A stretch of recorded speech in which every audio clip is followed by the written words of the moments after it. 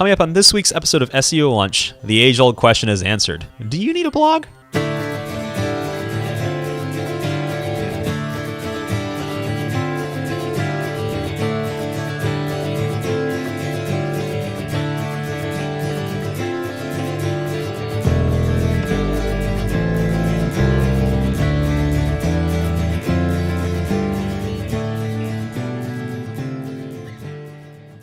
Hello everyone, welcome to this week's episode of SEO Lunch. I'm your host Dan, and SEO Lunch is your weekly look at the latest and greatest in inbound marketing tips, search engine optimization tricks, and other elements to improve your website.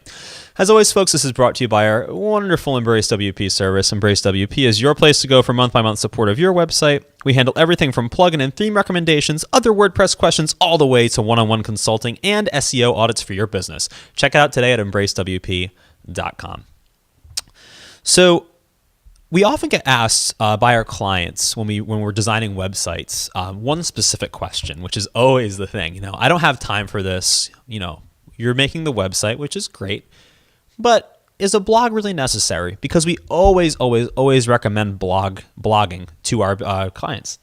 And the reason why we do that, there's a bunch of them, is that the blog really is the essential point of your website. It's what's going to get your word out there for various different reasons. So if you've ever been on the fence, if you're wondering, is a blog right for me? I'm going to tell you right now, for most part, 99% of the time, the answer is going to be yes. In fact, I can't think of a time where it wouldn't be, but I'm sure there is one. That's why I said 99%. So let's go over sort of a few of the benefits of blog posts. What I've done is I've kind of put a few down here in bullet points, so I'm just going to reference here. The fact of the matter is you need more content. The more pages you have, the more links you have, both internally and externally, inbound links, backlinks.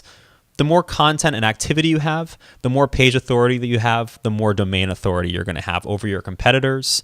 So if you're a restaurant and there are 10 pizza places in this area of the city, yours is going to rank at the top.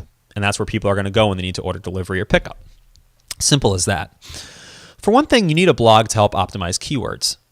If I only have 10 landing pages, the about page, the shop page, the, contact page, I only have so many opportunities to put keywords in my website. The blog really gives the opportunity to increase the number of keywords you have because you have more pages and posts on your site with keywords. It also gives you the ability to hone those keywords. So if, again, the example of a pizza place, if I'm a pizza place and we really like the crust, we can make an article specifically about crust. And that will be kind of better. So if somebody is searching on Google and saying, what's the best crust in this city or that city, or how do I make the best crust, your article is going to show up from your website and people are more likely to click. That's one thing. The next thing is it's going to be, from an organic perspective, going to give you that authority as well. If there are two businesses and they both sell, let's say they both sell used cars. One business has the static page. They have an about page, the contact page, things like that, right? But the other business has the about page, the contact page, how to buy a used car, how to, where to look, different things to look for when inspecting a car, what to do on the test drive, things like that. That is the company that's more trustworthy at this point. And that's also the company that's more authoritative. I know that I'm getting good service and good information from these people, and I'm more likely to go to them. And that's totally organic. There really is nothing SEO or Google about that. That's just cold, hard facts. These people have the knowledge and they have the evidence to back it up. Think of it like anything else, right?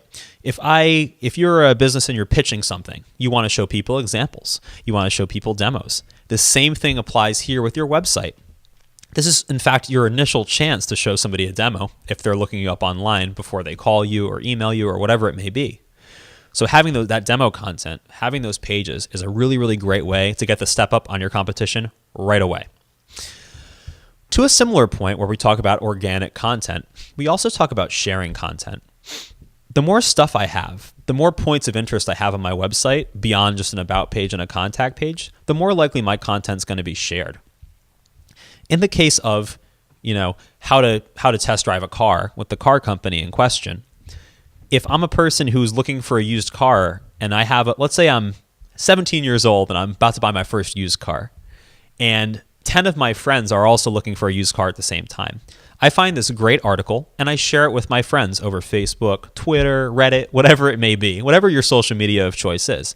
Well, now because you had that article, it's now being shared socially. You're getting more shares, you're getting more you're getting more attention to your website, which means more clicks, which means more external links to the site, which means better SEO and better domain authority.